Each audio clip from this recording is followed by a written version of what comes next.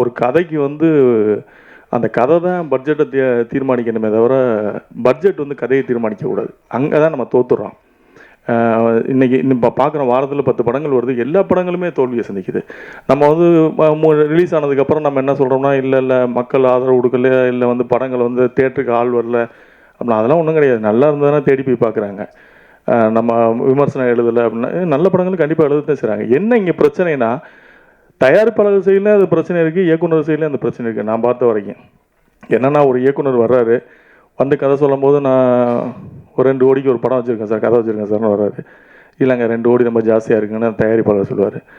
இல்லை அப்போ பரவாயில்ல சார், ஒரு 1.25 கோடிக்கு பண்ணிடுவோம் சார் அப்படின்னாரு. இவர் பரவாயில்ல 1.25 கோடி பண்ணுறாருன்னு சொல்லிட்டு இவரும் ஒத்துப்பார்.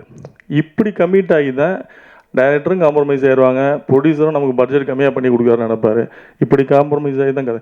ஒரு கதையை நல்ல கதையை தீர்மானித்து அந்த கதைக்கு தகுந்த பட்ஜெட் என்ன கேட்குதோ அந்த பட்ஜெட்டை செலவு பண்ணி சிறப்பாக பண்ணோம்னா நிச்சயமாக நல்ல படங்களை கொடுக்கலாம். ஒரு காலத்தில் சௌத்ரி சார் காலம்தான் வந்து சினிமாவோட பொற்காலமாக இருந்தது. எனக்கு தெரிஞ்சு எவ்வளோ உதவி இயக்குநர்கள் வந்து இயக்குநர்களாக மாறினாங்க, எத்தனோ புதுமுகங்கள் வந்து நடிகர்களாக வந்தாங்க. அந்த மாதிரி ஒரு காலம் இனி திரும்பி வரணும் தமிழ் சினிமாவுக்கு. அதுக்கு நம்ம வந்து நல்ல கதைகளை தேர்வு பண்ணணும், நல்ல இயக்குநர்களுக்கு வாய்ப்பு. நிறைய இயக்குநர்கள் புது இயக்குநர்கள் இருக்காங்க, ஆனால் வாய்ப்பு கொடுக்க முடியாத சூழல். இப்போ என்கிட்டலாம் வந்து ஏகப்பட்ட இயக்குநர்கள், புதுமுக இயக்குநர்கள் வந்து வாய்ப்பு கேட்டு வராங்க, ஆனால் சூழல் வந்து கொடுக்க முடியல. என்னென்னா வந்து அவங்க சொல்கிற பட்ஜெட்டு அதுக்கான ஆர்டிஸ்ட் வந்து கரெக்டாக இன்றைக்கி அமைகிறது இல்லை, பண்ண முடியல. அப்படி ஒரு சூழல், அந்த சூழல் மாறணும்.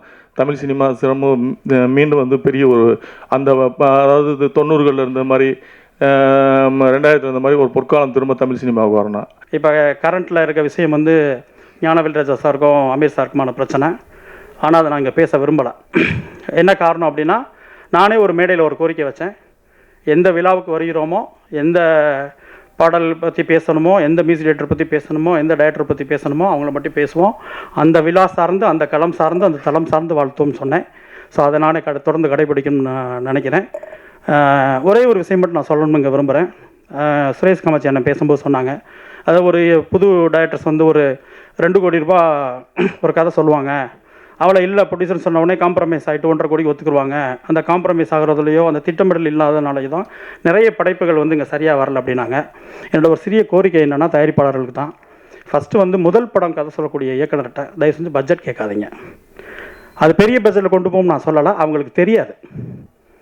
ஒரு கதையை கேட்கும்போது இந்த கதைக்கு என்ன செலவு பண்ணணும், யார் ஹீரோவாக இருந்தால் நல்லாயிருக்கும், யார் ஹீரோயின் இருந்தால் நல்லாயிருக்கும், யாரை வச்சு இதை கொண்டு போய் சேர்க்கத்தா சூப்பராக இருக்கும், அவங்களுக்கு என்ன சம்பளம், மற்றபடி படம் எடுக்கிறதுக்கு என்ன வேணுன்றதுலாம் ஒரு இபிஓ ப்ரொடக்ஷன் மேனேஜர்ஸ் இருக்காங்க, அவங்களுக்கு தான் தெரியும். ஒரு நிச்சயமாக வந்து ஒரு முதல் பட இயக்குனருக்கு வந்து அந்த பட்ஜெட் தெரியாது. ஒரு லைட்மேனுக்கு என்ன சம்பளம்னு தெரியாது, ஒரு ப்ரொடக்ஷனில் இருக்கவங்களுக்கு என்னென்னு தெரியாது, ஒரு யூனியன் டிரைவருக்கு என்னன்னு தெரியாது, சத்தியமாக தெரியாது. அவங்களுக்கு ஒரு கதை இயக்க தெரியும், அவ்வளோதான். அவங்க நிறைய கஷ்டப்பட்டு ஒர்க் பண்ணி நிறைய படித்து நிறைய படங்கள் பார்த்து ஒரு தொழில் கற்றுக்கிட்டு அவங்க முதல் படம் இயக்கிறதுக்கான வாய்ப்புகளை தேடி வாழ்க்கையை தேடி தான் வந்து நிற்கிறாங்க. அவங்களுக்கு பட்ஜெட் என்னென்னு தெரியாது. நம்ம அவங்கள்ட்ட போய் கேட்கும்போது அவங்க என்ன சொல்கிறாங்கன்னா, ஒரு யூகத்தின் அடிப்படையில் தான் சொல்கிறாங்க. ஏன்னா தெரியாதவங்கள்ட்ட போய் கேட்டு எப்படி நீங்கள் தெளிவுபடுத்திக்க முடியும்? நிச்சயமாக தெளிவுபடுத்த முடியாது. ஸோ அவங்க ஏதோ மனசில் பட்ட சொல்லுவாங்க, அங்கே தவறுகள் நிச்சயமாக நடந்துருது. அது வந்து ஒரு தயாரிப்பாளராக இந்த கதையை பண்ணணுமா வேண்டாமா, பண்ணுனா எவ்வளோவுக்கு பண்ணனா நல்லாயிருக்கும், இதுக்குள்ளே பண்ணால் தான் இதுக்கு சேஃபு அப்படின்றது அதுக்கான ஆட்கள் இருக்காங்க. ஒரு ப்ரொடக்ஷன் மேனேஜர் இருக்காங்க, அந்த டீம் இருக்குது, ஃபினான்ஷியல் டிபார்ட்மெண்ட் இருக்குது. அது வந்து அவங்க தான் தீர்மானிச்சுக்கணும். முழு கண்ட்ரோலையும் மேலே ப்ரொடியூசர்ஸ் வச்சுக்கணும்னு தான் நான் சொல்கிறேன்.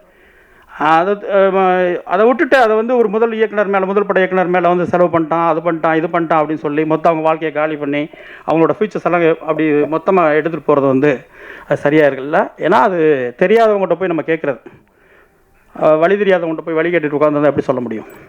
நிச்சயமாக முடியாது. அவங்களுக்கு படம் எடுக்க தெரியும், அழகாக ஒரு கதை சொல்லணும்னு ஆசைப்பட்றாங்க, அதுக்கு போராடுறாங்க.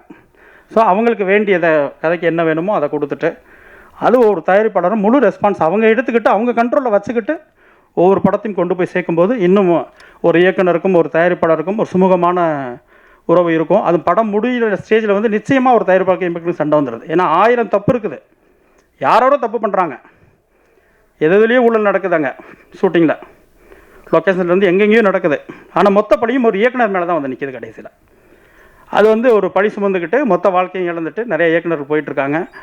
அது வந்து தயாரிப்பாளர் ரெஸ்பான்ஸ் எடுத்துக்கிட்டு அவங்க கரெக்டான டீம் வச்சு ஒவ்வொரு நாளும் ஒவ்வொரு நகர்வையும் அவங்க கண்காணித்து, ஏவிஎம் சரண் சார் இல்லையா, எவ்வளோ படங்கள் பண்ணியிருக்காங்க, அவங்க போட்ட பட்ஜெட்டில் முடிஞ்ச வரைக்கும் அவங்க படங்களில் வந்து அவங்க கண்ட்ரோல் பண்ணி கொண்டு போகிறாங்க. அது சரி தாண்டி போகுது, ஆட்கள் சரியில்லை அப்படின்னு தோணும்போது அவங்க அதை நிறுத்திக்கிறாங்க. படங்கள் எடுக்கிறதே கொஞ்சம் ஸ்லோ பண்ணிட்டாங்க.